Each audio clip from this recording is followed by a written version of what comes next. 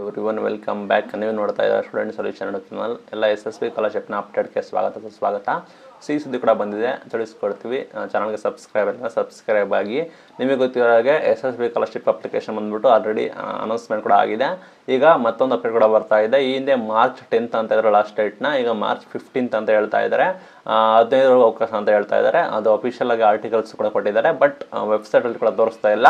ವಿದ್ಯಾರ್ಥಿಗಳು ಸದ್ಯಕ್ಕೆ ಹಿಂದುಳಿದ ವರ್ಗದ ಹಿಂದುಳಿದ ವರ್ಗದ ವಿದ್ಯಾರ್ಥಿಗಳಿಗೆ ಹಾಗೂ ಕ್ಯಾಟಗರಿ 1 ಅವರಿಗೆ ಕೂಡ ಅರ್ಜಿ ಸಲ್ಲಿಸೋದಕ್ಕೆ ಮಾರ್ಚ್ 15ರವರೆಗೂ ಎಕ್ಸ್ಟೆಂಡ್ ಕೂಡ ಮಾಡಿದ್ದಾರೆ. ಮಾರ್ಚ್ 15 ಕೊನೆಯ ದಿನಾಂಕ ಆಗಿದೆ ಅಂತ ಹೇಳಿ ಕೂಡ ಮಾಹಿತಿಗಳು ಕೂಡ ಬರ್ತಾ ಇದ್ದಾವೆ.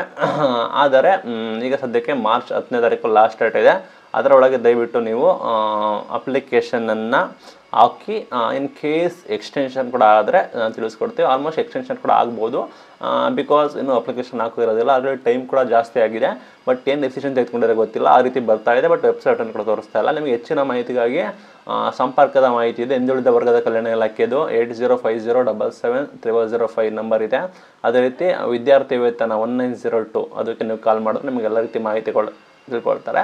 ಸದ್ಯಕ್ಕೆ 15 ಕೂಡ ಅಂತ ಹೇಳ್ತಾ ಇದ್ದಾರೆ. ಆರ್ಟಿಕಲ್ಸ್ ಕೂಡ ಬಂದಿದೆ, ಬಟ್ ವೆಬ್ಸೈಟ್ನಲ್ಲಿ ಕೂಡ ಯಾವುದೇ ರೀತಿ ಮಾಹಿತಿಗಳನ್ನು ತೋರಿಸ್ತಾ ಇಲ್ಲ. ಇದನ್ನು ವಿದ್ಯಾರ್ಥಿಗಳು ಸದುಪಯೋಗ ಪಡ್ಕೋಬೇಕು.